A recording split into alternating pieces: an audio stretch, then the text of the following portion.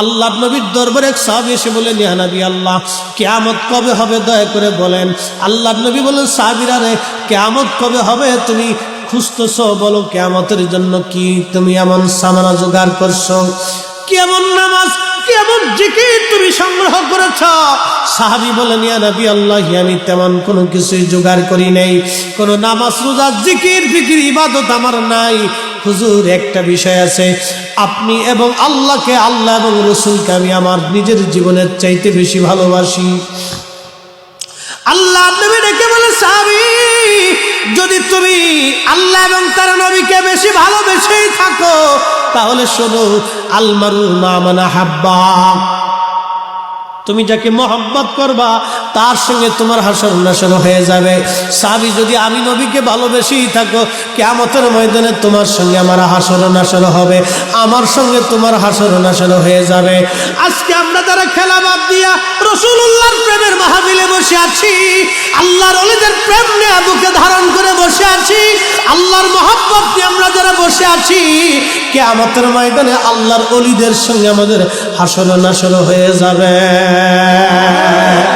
এই কথা বলেন, ঠিক না বেঠে?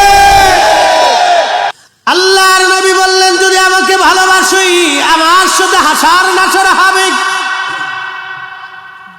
এজন্য বলছি, আজকে অনেক বড় পরীক্ষা আপনাদের জীবনে চলে গেল। যারা পাশ করলেন তারা খুবই খুবই ভাগ্যবান, তারা মনোযোগ দিবেন।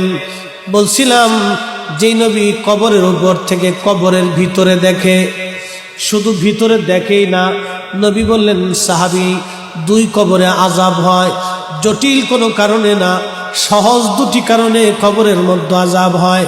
প্রথম কবরে আযাব হয়, সাহাবীরে, প্রথম কবরে আযাব হয়, এই লোকটা প্রস্রাব করার পরে পবিত্রতা অর্জন করত না, ঢিলা কুলুপ ব্যবহার করত না, এই জন্য কবরের মধ্যে কঠিন আযাব হয়, কঠিন আযাব হয়।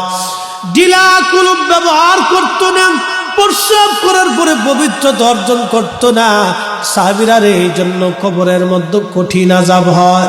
ও বাবা মুসলমান, ভালো করে শুনিয়া যান, ঢিলা কুলুপ ব্যবহার করা লাগবে পেশাব পায়খানা করার পরে, ঢিলা কুলুপ ব্যবহার করা লাগবে। ঢিলা কুলুপ ব্যবহার করা প্রিয় নবীজির সারা জীবনের সুন্নত। আপনি যদি ঢিলা কুলুপ ব্যবহার করেন, আল্লাহ পাক দুনিয়াবি কয়েকটা রোগ থেকে আপনাকে বাঁচাই দিবে। তার ভিতরে একটা হলো অন্তরের প্রশান্তি আপনার হৃদয়ের মধ্যে আসবে, অন্তরের প্রশান্তি হৃদয়ের মধ্যে আসবে। আর যদি আপনি ঢিলা কুলুপ ব্যবহার না করেন, যদিও এটা ফরজ না কিন্তু অনেক দামি ইবাদত, যদিও ফরজ না কিন্তু দামি ইবাদত। প্রস্রাব করার পরে ঢিলা কুলুপ ব্যবহার না করে যদি আপনি নাপাক থাকেন, ওই হালতে যদি মরণ এসে যায়, মৃত্যু এসে যায়, একদিন মাটির ভিতরে হবে ঘরে, মন আমার কেন বাঁধো দালান ঘর, মন আমার কেন বাঁধো দালান ঘর। মরণ কখন আসবে জানি না বন্ধু। কোন সময় যদি মরণ এসে যায়, ওই সময় যদি আপনার শরীর নাপাক থাকে, রহমতের ফেরেশতা আপনার কাছে যাবে না। প্রিয় বন্ধু, এই জন্য পবিত্রতা অর্জন করা লাগবে। পবিত্রতা বড় ইম্পর্টেন্ট একটা সাবজেক্ট ইসলামের ভিতরে। আপনার হৃদয় ফ্রেশ থাকবে, শরীর পবিত্র থাকবে। প্রস্রাব করার পরে অবশ্যই ঢিলা কুলুপ আপনি ব্যবহার করবেন।